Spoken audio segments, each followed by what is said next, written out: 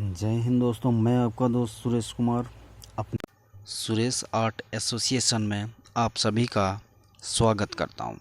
साथियों, आप अंग्रेजी यदि सीखना चाहते हैं तो इस वीडियो को ध्यान से देखिए, क्योंकि इस वीडियो में उन वाक्यों को यहाँ पर आज हम लोग सीखने वाले हैं जो अक्सर हमेशा बात बात पर ऐसे वाक्यों को यूज़ करते हैं। साथियों, चलिए इस वीडियो को हम लोग शुरुआत करते हैं।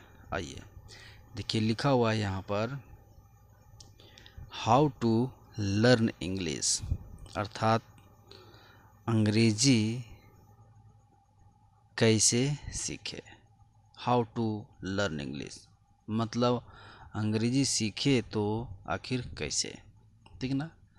अंग्रेजी में बात करना है तो कैसे, क्या वो तरीका है, किन वाक्यों को अक्सर अंग्रेजी में बोलने से अक्सर हम लोग सीख पाएंगे। चलिए उन्हीं वाक्यों को आज हम लोग बनाने का प्रयास करते हैं हिंदी से इंग्लिश, और उसे सीखने का प्रयास करते हैं।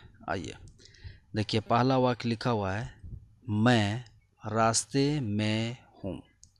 यदि आपको कोई फ़ोन किया है या फ़ोन कर रहा है या कोई पूछता है तो हम लोग इस लाइन को अक्सर बोलते हैं कि मैं रास्ते में हूँ, ठीक है। इसको अंग्रेजी में हम लोग कैसे बनाएंगे, आइए देखिए लिखा हुआ है यहाँ पर मैं, इसके लिए क्या लिखेंगे हम लोग, आई, ठीक है।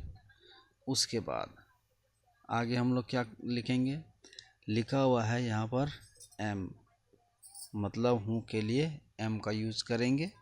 और उसके बाद अब लिखा हुआ है आई एम, मैं हूँ, कहाँ पर हूँ तो रास्ते में, तो यहाँ पर हम लोग लिख सकते हैं मैं के लिए ऑन, और रास्ते के लिए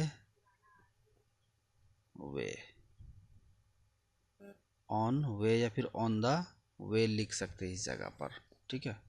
ऑन द वे ही सही होगा, तो हम लोग लिख सकते हैं ऑन द वे। आगे बढ़ते हैं, अपना ध्यान रखना, ठीक है। अपना ध्यान रखना, हम लोग बात बात पर इस तरह के लाइंस को अगर हम लोग यूज़ करते हैं तो अंग्रेजी में हम लोग कैसे बनाएंगे इसको, तो देखिए सबसे पहले लास्ट में देखेंगे हम लोग ध्यान रखना, तो इसके लिए हम लोग क्या लिखेंगे, टेक केयर, ठीक है। क्या ध्यान रखना, अपना, तो यहाँ पर ऑफ लगा करने के बाद यहाँ पर लिख सकते हैं yourself, take care of yourself, ठीक है। आगे लिखा हुआ चिंता मत करो इस तरह का लाइन भी हम लोग अक्सर बोलचाल के भाषा में यूज करते हैं, चिंता मत करो, तो इसको हम लोग लिख सकते हैं डोंट वरी, डोंट वरी मतलब चिंता मत करो।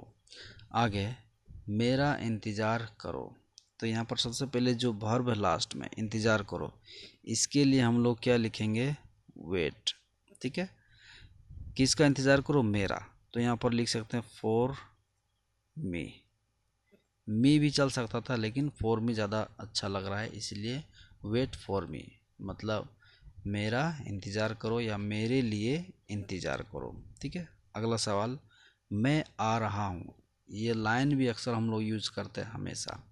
तो देखिए ये सेंटेंस जो है प्रेजेंट कंटिन्यूअस टेंस का एक सेंटेंस है, तो इसको बनाने के लिए सबसे पहले जो सब्जेक्ट है इसको हम लोग लिखेंगे आई, ठीक है। और प्रेजेंट कंटिन्यूअस टेंस बनाने के लिए ऑक्सिलरी वर्ब का यूज करेंगे सब्जेक्ट के अनुसार। यहाँ पर आई है इसीलिए यहाँ पर एम का यूज हुआ है, अगर यहाँ यू रहता तो आर का यूज करते हैं, अगर थर्ड पर्सन और सिंगुलर रहता, सिंगुलर सब्जेक्ट रहता तो यहाँ पर इज का यूज करते हैं, लेकिन आई है तो इसके लिए स्पेशली एम का ही यूज किया जाता है। चलिए आगे बढ़ते हैं हम लोग। अब यहाँ क्या काम हो रहा है, आने का, आ रहा हूँ, तो आना क्या होता है, कम, तो कम होता है, तो इसके लिए हम लोग क्या करेंगे, इसमें कम लिखेंगे और इसमें आईएनजी जोड़ देंगे, आई एम कमिंग, मैं आ रहा हूँ।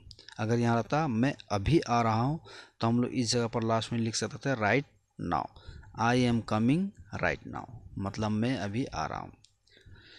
तो इसका भी हम लोग ट्रांसलेशन कर चुके हैं साथियों। अब देखिए आगे, तुम बोल सकते हो, ठीक है, तुम बोल सकते हो, तुम पढ़ सकते हो, तुम जा सकते हो, तुम घूम सकते हो, इस तरह का वाक्य अक्सर हम लोग बोलते हैं, लेकिन फ़िलहाल अभी हम लोग इसको ट्रांसलेट करेंगे। तुम के लिए यू, अब देखिए यहाँ पर सकते हो, यहाँ पर मॉडल वर्ब का यूज हो सकता है, जैसे कैन, यू कैन, ठीक है, क्या कर सकते हो, बोल सकते हो, तो यहाँ पर लिख सकते हैं हम लोग स्पीक, यू कैन स्पीक, तुम बोल सकते हो। अगर यहाँ रहता बताना, तुम बता सकते हो, तो क्या होता, यू कैन टेल। अगर यहाँ रहता पढ़ना, तुम पढ़ सकते हो, तो हो सकता है यहाँ पर क्या, कि यू कैन रीड या फिर स्टडी। चलिए इसी तरह से हम लोग अगला वाक्य हम लोग जानेंगे, वह आने वाला है। हम लोग बात बात पर इस तरह की बात हम लोग बोलते हैं, अगर कोई पूछता है कि वह आने वाला, तो हम लोग बोलते हैं हाँ वह आने वाला है। तो सेंटेंस का जो सब्जेक्ट है वह, इसके लिए हम लोग क्या करेंगे, इज।